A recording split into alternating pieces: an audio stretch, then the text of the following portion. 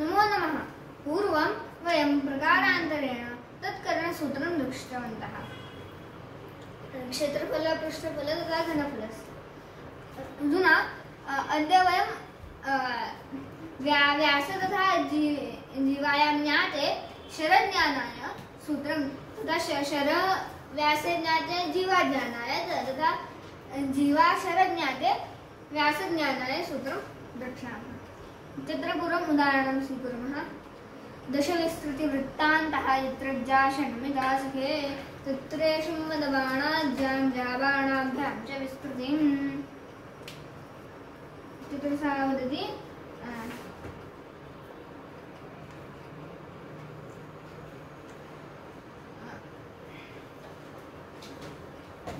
दशविस्तृतिवृत्तान्तः वृत्तस्य अन्तः यस्य विस्तृतिः दश अस्ति यत्र जा षण्मिता सखे तत्र इषुं नाम शरं वद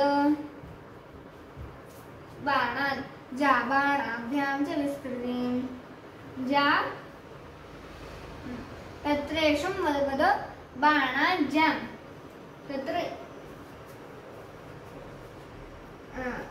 तत्र इषुं वद बाणाज्यां तथा जा बाणाभ्यां विस्तृतिं च वद। इत्येतत् सूत्रमस्ति।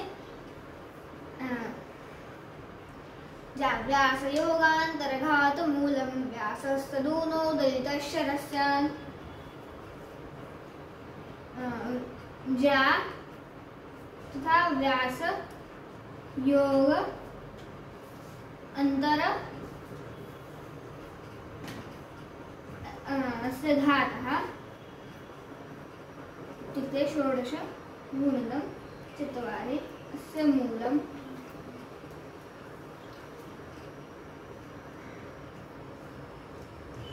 8 इति मूलं लब्धम्।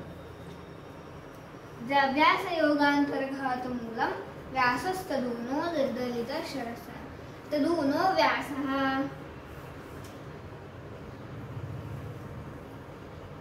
दलितः शरः च एषः शरः।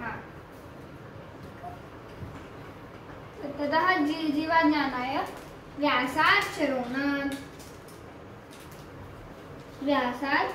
शरोणात् शरसंगुणाच्च तत्र 9 मूलं निघ्नं भवति जीवा तत्र जीवा भवति।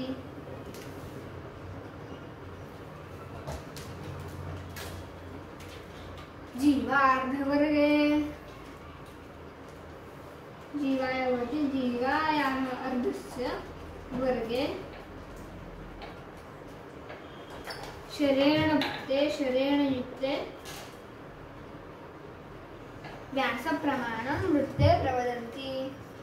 अत्र जीवायाः अर्धस्य वर्गे शरेण युक्ते वृत्ते व्यासप्रमाणं प्रवदन्ति। अस्माभिः जीवा तथा शरस्य गणितं दृष्टं। तर्हि अग्रिमपर्याये वयं वृत्तान्तः त्रिस्रादि समत्रिभुज आदि क्षेत्राणां भुजानयनाय करणसूत्रं द्रक्ष्यामः। नमो नमः।